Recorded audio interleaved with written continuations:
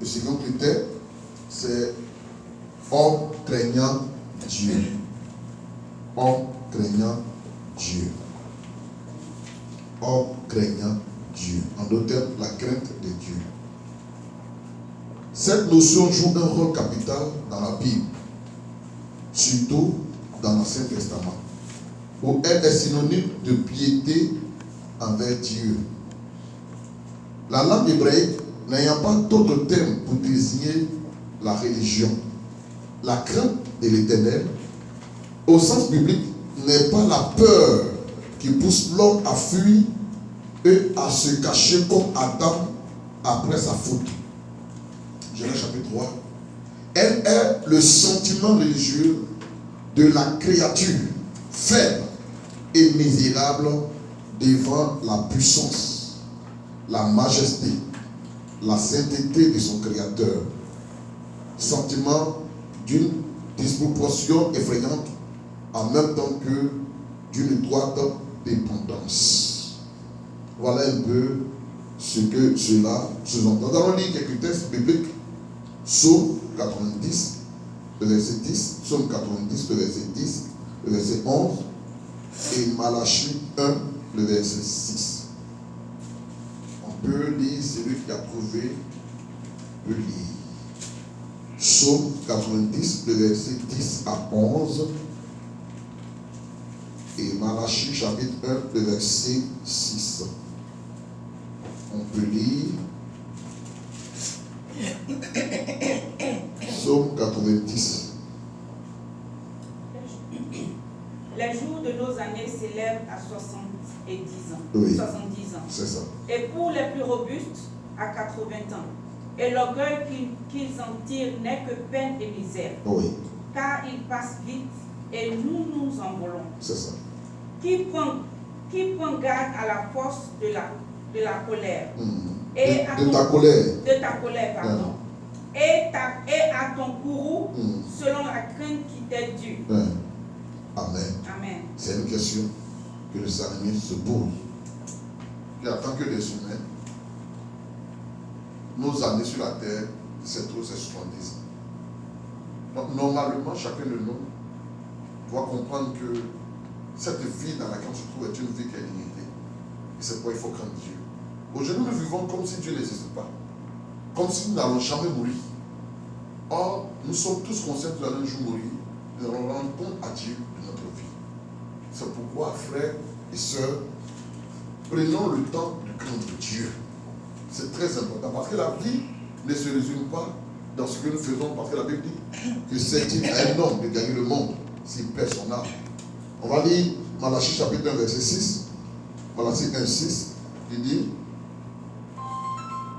Malachie 1, 6. Quelqu'un peut faire la lecture? Malachie 1, 6. Oui. Je lis la parole. Oui. À son honneur. Oui. Tu m'excuses, en anglais. Malachie 1, 6. Oui. Un fils honore Un fils honore son père et un serviteur son maître. Voilà. Un fils honore son père. Et nous disons que Dieu là est notre père. Mais pourquoi nous ne pouvons pas honorer Dieu?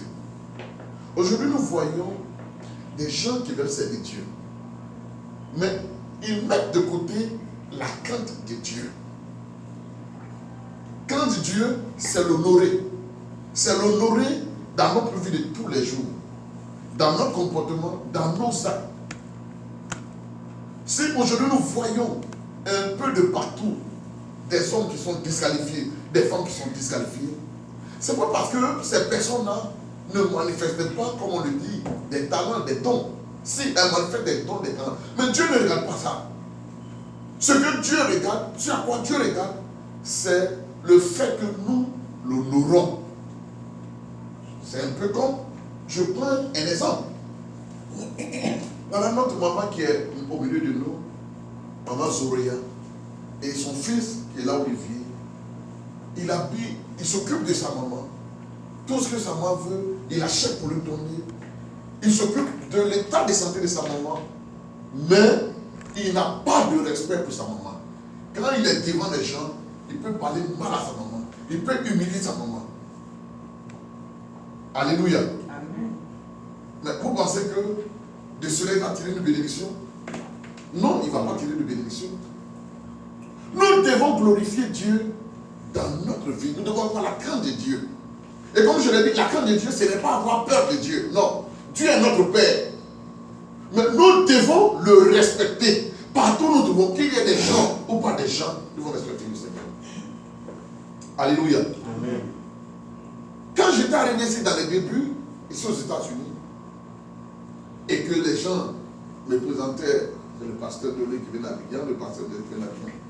Certains disaient, c'est les mêmes là. C'est les mêmes là. Ils viennent, ils cherchent les gens, c'est les mêmes là. Ils viennent pour prendre l'argent des gens, c'est les mêmes là. Beaucoup ont dit, de près comme de loin, j'ai entendu. Mais j'ai toujours dit, quand j'ai eu l'occasion de prendre la parole de Dieu aux gens, vous avez raison. Vous avez raison. Vous avez raison. Vous avez raison, pourquoi? Parce que vous avez connu des personnes, des serviteurs de Dieu, qui n'ont pas vraiment respecté l'éthique pastorale et qui se sont fourvoyés, qui se sont eux-mêmes vraiment compromis. Moi, je ne suis pas Dieu, mais je ne crois pas que je vais faire comme eux. Chacun dit, on verra. Je leur ai dit aussi, laissons le temps au temps. Mettez-moi l'épreuve, puis on verra. Mais je vous le dis devant Dieu, les uns les autres viennent après leur constat, ceux qui s'étaient éloignés, ceux qui se méfiaient. Chacun maintenant commence à se rapprocher pour dire, ah vraiment pasteur, on te trouve différent des autres. Je dis, tout dépend. Moi, je n'ai pas connu Jésus-Christ d'une manière spectaculaire. Je connais Jésus-Christ à travers sa parole. Alléluia. Et comme je le connais à travers sa parole, j'ai cherché que sa parole apporte une transformation dans mon cœur. Et je me suis dit, partout où je vais me trouver, rien ne peut me blâmer. Je me suis converti à l'église baptiste Œuvre Mission de pasteur Dion Robert à Ypogon. Et m'étant converti dans les années 86, j'avais, si je ne me trompe pas, j'avais 15 ans, 16 ans où je m'étais converti. Mais là, le mois qui a suivi, c'est-à-dire, je me suis converti en mai, et puis dans le mois de décembre qui a suivi, j'ai été baptisé. Et j'ai été baptisé, depuis là, j'ai commencé à servir Dieu. Mais en m'éloignant de tout ce que nous doit parler le Seigneur, en m'éloignant du péché, je n'attendais pas qu'on me surveille. Non, on ne m'a jamais surveillé. Mais j'ai toujours craint Dieu. Parce que pour moi, la crainte de Dieu, c'est le commencement de tout. Tu ne peux pas dire que tu appartiens au Seigneur si tu ne le crains pas. Alléluia. Amen. Il est important de le craindre. Je vais lire toujours. Il est écrit, elle est éveillée dans les cœurs, non seulement pour les justes sévérités de Dieu, mais aussi pour ses bienfaits. Aussi pour ses bienfaits, la crainte de Dieu. Alléluia. Amen. Qu'est-ce que cela implique, la crainte de Dieu? Qu'est-ce que cela implique? Premièrement, cette crainte sacrée est la racine même de toute vie religieuse et morale. De toute vie religieuse et morale. Tu ne peux pas prétendre être avec le Seigneur, être dans le Seigneur, et puis tu n'as pas sa crainte. Aujourd'hui, il y a des responsables. Dans le temps, j'ai connu quelqu'un, je ne dirai pas son nom, mais qui est honoré, qui est respecté de tout le monde. Surtout en Côte d'Ivoire, aujourd'hui, il vit en Belgique. Un homme de Dieu qui a une réputation internationale. Mais malheureusement, il avait des maîtresses. Alléluia. Il avait des maîtresses en tant que serviteur de Dieu. Et puis, il n'avait pas honte de venir sur la chaîne et de dire que moi, si une soeur me provoque, j'ai la cisaille. J'ai la cisaille. Mais ce qui me faisait mal dans tout ça, c'est que, avec ce qu'il disait là, les gens le suivaient. Avec ce qu'il disait là, les gens étaient à ses petits souhaits. Mais je dis non. L'évangile là, c'est pas ça là. On ne peut pas servir Dieu. On ne peut pas être dans la maison de Dieu. On ne peut pas être responsable et puis on ne craint pas Dieu. On vit dans le péché. On vit comme bon nous sommes. Frère, la Bible dit que c'est il est un homme de gagner le monde s'il plaît son âme. C'est pourquoi vous qui êtes les responsables, avec qui je veux travailler, aussi demain, Dieu fera venir certaines personnes auprès de nous dans le travail. Il faudrait que quand vous allez choisir ces personnes qui travaillent avec eux, il faut que, comme critère, premièrement, ces personnes soient capables. Deuxièmement, ces personnes craignent Dieu. Deuxièmement, ces personnes, si elles ne craignent pas Dieu, ça ne vaut pas la peine. Peu importe ce que cette personne peut donner, ce n'est pas ça qui est le plus important. Peu importe son argent, peu importe sa gloire, peu importe sa richesse, peu importe ses relations, ce n'est pas ça qui est le plus important. Le plus important, c'est la crainte de Dieu. Alléluia. Alléluia. Nous allons lire Ecclésiaste chapitre 12, verset 13. Ecclésiaste chapitre 12, verset 13. Proverbe chapitre 1. Proverbe chapitre 1, verset 7. Proverbe chapitre 1, verset 7. Prenez les textes bibliques, on ne va pas tout lire. Proverbe chapitre 1, verset 7. Proverbe 10. Proverbe 9, 10. Proverbe 9, 10. Psaume 111, verset 10. Psaume 111, verset 10. Job 28, verset 23. Job 28, verset 23. On va d'abord lire Ecclésiaste chapitre 12, verset 13. Ecclésiaste chapitre 12, verset 13. Que dit la parole de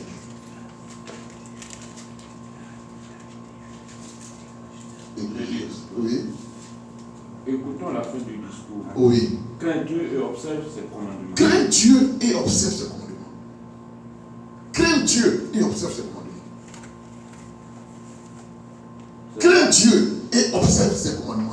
C'est là ce que doit faire tout homme. C'est là ce que doit faire tout homme. Crains Dieu et observer ses commandements. La dernière fois, j'étais assis avec le pasteur Osé, il y a, je crois, un mois d'arrière. Je suis assis avec lui, puis il y a un frère qui est venu me voir pour dire, pasteur, j'ai une confession à te faire. J'ai dit, qu'est-ce que tu veux me dire? C'est son temps. Il dit, pasteur, j'ai une amie qui a décidé de venir prier avec nous. Je dis encore. Mais la particularité de mon ami, c'est que mon ami allait prendre des conseils, c'est-à-dire allait mener des enquêtes dans Maryland. Parce qu'elle est venue habiter Maryland. Et elle veut venir prier. Elle cherche des lieux où prier. Donc, elle ne sait pas où prier parce qu'elle dit que les pasteurs qui n'ont pas de bons témoignages. Donc, on lui a parlé de toi et elle a commencé à mener des enquêtes sur toi. Et les enquêtes qu'elle a menées sur toi, comme conclusion, elle trouve que tu es un bon pasteur, que tu es un pasteur exemplaire. Parce que tous ceux qu'elle a rencontrés, tous avec qui elle a échangé, va chez pasteur Denis. Va chez pasteur. Elle tous dit, va chez pasteur Denis. Va chez pasteur Denis. Alléluia. Et il m'a rapporté ça devant le pasteur Denis. Moi-même, j'étais un peu surpris. Et il a dit, ah vraiment, c'est vrai, il y a beaucoup de personnes qui ont entendu parler de toi, qui ont entendu parler de ta crainte de Dieu.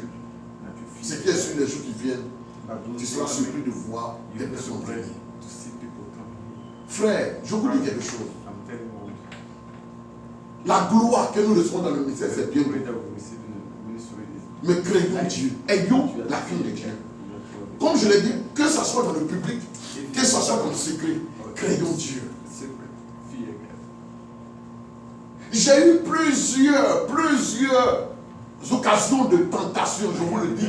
Plusieurs occasions où les gens m'ont proposé des choses que j'ai refusées. Pourquoi? Je vous ai dit de regarder, c'est à 16 ans que moi je connais Jésus. Mais quand j'ai connu Jésus, je sors et je continue de sortir. Aujourd'hui, Dieu est en train quand même de bénir ma famille, bénir ma maison. Mais je sors d'une famille pauvre. Moi, j'ai tout laissé pour venir servir Jésus. Je ne peux pas tout laisser pour venir servir Jésus. Et puis vivre dans le péché, vivre dans le mensonge, vivre dans la compromission, vivre dans le vol, vivre dans la publicité. Non, je ne peux pas. Je ne peux pas. Des occasions, je vous le dis devant Dieu, des occasions sont présentées à moi. Dans nos églises, il y a des mamans qui viennent, il y a des mamans qui viennent, qui draguent le pasteur. Moi, j'ai été dragué par des mamans. Mais je leur dis, maman, je ne sors pas avec toi. Je ne sais pas, c'est ça que je viens de servir Jésus. Je ne sors pas avec toi. Il y a une soeur même. Elle n'est pas mariée. Moi, je suis encore célibataire. Elle venait à l'église. Mais elle venait. Elle va chez moi à la maison, parce que j'avais chez moi. Elle va à la maison, elle va là, elle nettoie tout. Alors elle a tout le problème de son terrain. C'est pourquoi je dis ici aux frères qui ne sont pas mariés dans le cas de mariés. Parce que demain, ça va créer des problèmes. Elle a commencé à faire des rêves. Qu'elle me voit comme son mari, tant, tout ça. Elle est partie la photo de Laurent Kwame pour lui dire que je vois personne de lui, c'est lui qui est mon mari. Tu as dit qu'il est mon mari tant, tout ça. Et moi, ils m'ont appelé. Je lui ai dit, d'abord, je ne marie pas ma grande soeur. Ça, c'est un. Enfin, une femme qui est plus âgée que moi, je ne la marie pas. Ça, c'est un. Deux, Dieu là, est-ce qu'il est pour le mariage forcé? Ça veut dire que ce que tu ne veux pas faire, est-ce que tu veux te mettre là-bas? On dit non, il est d'accord. Dites-le que moi là, ça ne m'intéresse pas. C'est son rêve. Elle a fait le rêve. Mais ce n'est pas moi, je ne sais pas les rêves. Elle a monté des personnes à droite, à gauche, toutes ces choses-là. Même quand je voulais épouser ma femme là, elle est venue là-bas pour dire, il faut voyager. Elle met des choses dans sa tête pour l'éloignement. Tout ça pour que la place soit libre pour elle. Mais j'ai toujours dit que ce n'est pas quelqu'un qui va me donner femme, c'est moi-même. Même quand j'ai fait rêve là, même vision là, c'est pas Dieu qui va dormir sur la femme là, c'est moi qui vais dormir sur la femme. Donc, il faut que j'accepte, il faut que j'ai l'amour, il faut que je sois partant avant de m'engager. Je n'écoute pas, il y a certains domaines dans la vie, je n'écoute pas ce que quelqu'un m'a dit, ou bien la proposition de quelqu'un. Non, j'attends que Dieu lui-même me convainc. C'est pourquoi je vous dis quelque chose. Nous sommes en train de travailler. Attends que votre berger, attends que votre pasteur, il y a des charges que Dieu a confiées. À partir du mois prochain, je vais donner le cahier des charges à chacun. Pour ceux qui ont gagné le dessus de cahier des charges, je vais redonner encore pour revenir encore dessus, expliquer encore. Comme tout à l'heure, on l'a dit, vous pouvez prier, Dieu peut vous révéler quelque chose. Mais même quand Dieu t'a révélé quelque chose, viens vers moi. Vous le savez, je suis très ouvert. Je suis très ouvert. Venez, on va discuter. Et puis, dans la vision qu'on a reçue, ce que tu as reçu là, on te dira comment tu dois appliquer ça. Mais tu ne dois pas rester dans ton coin là-bas, et puis appliquer, et puis tu vas en dehors de la vision. Non. Craignons Dieu. Alléluia. Craignons Dieu. Par rapport à la crainte de Dieu, on va continuer le dimanche prochain, mais je vais m'arrêter là comme on a dit. On finit à midi 00. Craignons Dieu. Je vous en supplie. Ni l'argent, ni la femme, ni quoi que ce soit, ne doit nous éloigner de Dieu. C'est pourquoi moi je fais beaucoup de passion. Surtout aux femmes. Femmes là, il n'y a pas son petit, il n'y a pas son grand. Et si tu ne fais pas attention à la femme, elle va te terrasser.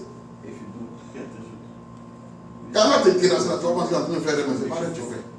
Mais c'est déjà trop. Mais c'est une joie de 5 minutes. C'est un plaisir de 10 minutes. Après ça, tu vas regretter toute ta vie. Et quand c'est comme ça, tu ne peux pas venir t'arrêter devant les gens et puis parler. Quand tu la regardes, quand tu prêches, elle te regarde dans les yeux, tu la regardes dans les yeux, toi tu sais ce que ça veut dire. Donc il y a des choses là, tu es obligé de faire quoi? De couper. Tu ne peux pas dire. C'est pourquoi le Seigneur dit que son serviteur soit irréprochable. Quand on dit d'être irréprochable, c'est pour toi de ton propre bien. Parce que si ce n'est pas pour ton propre bien, il y a des choses que tu ne peux pas dire à certaines personnes parce qu'ils connaissent ta vie. Alléluia. Amen. Alléluia. Amen. Quand toi-même, tu es dans le faux, tu as des faux papiers, et tu dis aux gens, soyez dans le vrai. Et même me dit, pasteur, ce que tu dis là, on peut faire ça. Tu dis oui, on peut faire ça, mais pourquoi toi-même tu ne fais pas ça? Pourquoi toi-même tu ne fais pas ça? Alléluia. Amen. Alléluia. Amen. Donc, dimanche passé, nous avons vu homme capable. Aujourd'hui, la crainte de Dieu. Mais la crainte de Dieu n'est pas terminée, on va continuer. Parce que je peux dire même que toute la vie ministérielle doit tourner autour de ça. Et ils guériront les malades à mon nom. Ils chasseront les démons à mon nom. Ils feront beaucoup de choses à mon nom. Mais je leur dis ouvertement, je ne vous ai jamais connu. Vous qui commettez l'iniquité. Amen. Amen. Amen. Amen. Nous allons prier. Est-ce que tu crains Dieu? Est-ce que nous craignons Dieu? Si nous ne craignons pas Dieu, il est temps de commencer à le craindre. Prions le Seigneur. Oh. Seigneur, je remets ma vie entre tes mains. Je remets mon âme entre tes mains. Je remets mon esprit entre tes mains. Et je prie de m'aider, Seigneur, à te craindre, l'Éternel des armées. Étends ta main sur moi et ôte de mon cœur, Seigneur, tout ce qui ne t'honore pas. Fais en sorte que ma vie, Seigneur, te magnifie et que je continue d'être un modèle, un témoin, Seigneur Dieu, pour mon frère, pour ma soeur, Seigneur. Je veux t'honorer de tout mon cœur parce que je crois que tu le fais. Au nom de Jésus-Christ de Nazareth. Amen. Amen. Amen. Amen. Voilà. Que Dieu soit béni. Amen. Nous allons commencer le culte. Je vais laisser toute la place au pasteur qui va me diriger dans la louange.